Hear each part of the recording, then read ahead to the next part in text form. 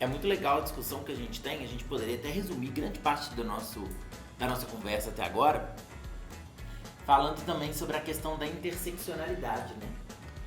Porque além de discutir sobre os homossexuais, além de discutir sobre os negros, além de discutir sobre as mulheres, é importante a gente discutir sobre as pessoas que fazem parte de mais de um grupo minoritário. Que é o que a gente discute sobre essa questão interseccional, que tem se fortalecido muito. Né? Quando você falou, por exemplo, do movimento negro feminino, é um ótimo exemplo de um movimento interseccional. E que tem se fortalecido muito no Brasil, e que se a gente for pensar 2020, eu entendo que a interseccionalidade ela vai ser uma coisa ainda mais discutida e talvez ainda mais familiarizada para muitas pessoas. Acho que muitas pessoas enxergam ainda os movimentos minoritários de uma maneira muito isolada e eles não conseguem, às vezes, perceber essa questão da interseccionalidade em determinados grupos sociais, o que é interessante também. Tem uma coisa legal, Marcelo, isso que você está falando da interseccionalidade, que é assim, tão importante quanto compreender a interseccionalidade como grupos que se enquadram em mais de uma categoria minoritária, né?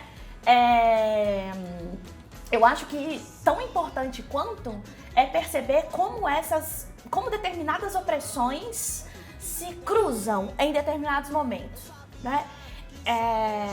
Por exemplo, quando a gente pensa nas questões, já que estamos falando tanto sobre isso, raciais e de gênero, será que uma mulher, né, sempre será discriminada em relação a um homem? Será? E se a gente pensar numa mulher branca de classe média alta e um homem pobre e negro? Evidentemente que essas opressões, elas atuam de forma muito diferente, né? E quando a gente fala de interseccionalidade, eu gosto muito de pensar também, na política tem um debate muito forte, né? Porque assim, tem gente que fala assim, a interseccionalidade, o discurso interseccional, ele une pautas. E tem gente que fala, não, ele vai dividir pautas. Porque às vezes a mulher fala assim, não, aqui não é lugar para a mulher, aqui é a discussão da mulher negra. Então se você é mulher e mulher tem essa divisão. E aí é uma coisa que começa a ter uma discussão muito forte nesse sentido também. Até que ponto a interseccionalidade reforça a diferença, até que ponto ela combate a diferença. Eu tenho uma posição sobre isso que eu acho o seguinte, olha, é ótimo que a gente tenha interseccionalidade sim, em determinados momentos. Pode acabar tendo uma certa fissura, mas de uma maneira geral é importante a gente ver mais pelo ponto de vista positivo do que tentar desvalorizar um movimento que é, de certa forma, de crescimento, de ascensão de grupos minoritários. Né? Sem dúvida, e não vejo como fissura não, viu, Marcelo? Não vejo mesmo. Essas pessoas que associam as pautas identitárias a fissuras e divisão, é interessante, assim, que eu pelo menos penso que essas pessoas não têm a compreensão, pelo menos total e plena, do que elas estão falando. Não é divisão, é que somos diferentes mesmo.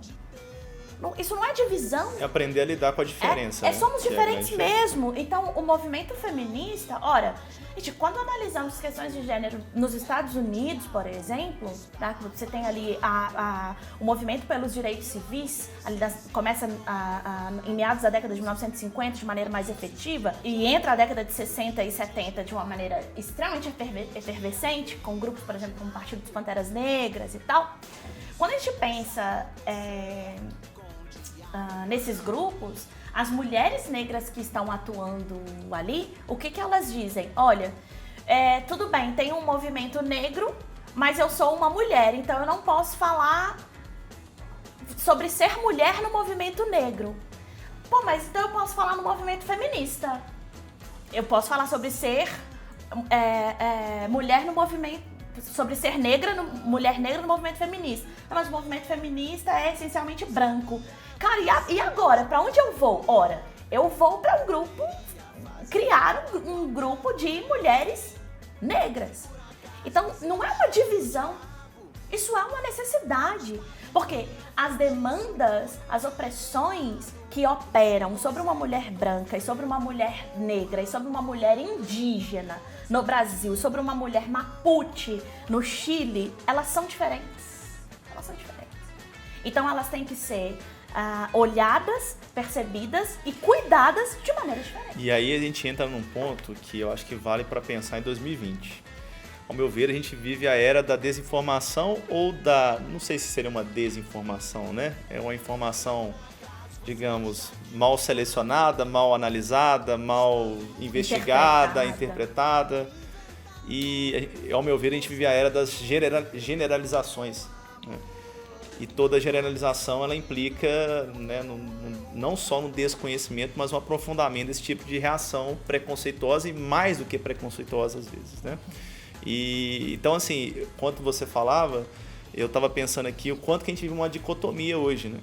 Porque é um tempo de mudança, porque a gente tem essa você usou um termo que eu gostei agora, que me fugiu. Interseccionalidade. Isso, muito bem. Que é um movimento se imbricando no outro. Então, assim, agora tô imbricando. Agora eu gastei.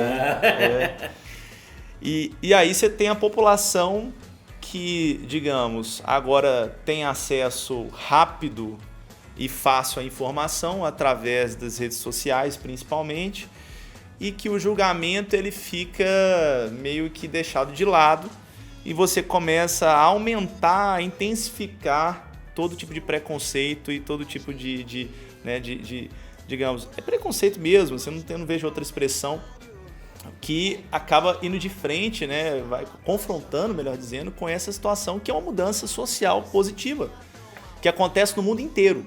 E aí a gente precisa pensar o seguinte, enquanto você falava, eu também pensava, será que essa é uma questão só no Brasil? É claro que o contexto brasileiro é um contexto muito específico, assim como o contexto do Chile é muito específico, de um país desenvolvido. Talvez a gente viva um momento de mudança em que os movimentos sociais eles estão se fortalecendo, só que em contrapartida a gente vive esse momento de desinformação, que é mais, ou de informação manipulada, que é mais visível em países menos desenvolvidos, que tem muitas vezes ali um nível de escolaridade mais baixo, ou que tem problemas de distribuição de riqueza. Então, assim, fazendo uma análise mais completa, eu queria saber o que vocês acham disso aí. Eu não sei, né? Enquanto você está falando, eu estou pensando aqui sobre a questão da desinformação em países desenvolvidos, periféricos. Também acontece, se pegar os Estados Unidos, por exemplo, nossa, né? Aconteceu com o Trump recentemente, né? É isso que eu tô pensando. Verdade. E nem necessariamente no Trump, né? Assim, porque, gente, o que é aquilo, né? O que é aquilo?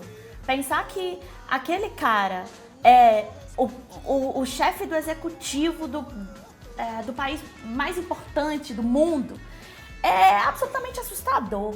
Assustador. Mas eu nem estava pensando na eleição do Trump. Eu estava pensando no fato, se não me engano, podemos dar um Google, mas eu acho que é isso mesmo, 14% dos americanos, dos estadunidenses adultos, acreditam que achocolatado vem de vacas marrons. É isso, velho. Gente, que loucura. A notícia que eu queria dar é essa, gente. Que loucura, gente. Pepsi adoçada com feto, né? Que McDonald's, fetos abortados. McDonald's é feito com Miocusul também, tem essa mesmo. É isso, sabe? 14% da população adulta do país mais importante do mundo acredita que achocolatado vem de vacas marrons. Então, eu não sei, sabe, Léo, se 7% dos norte-americanos adultos.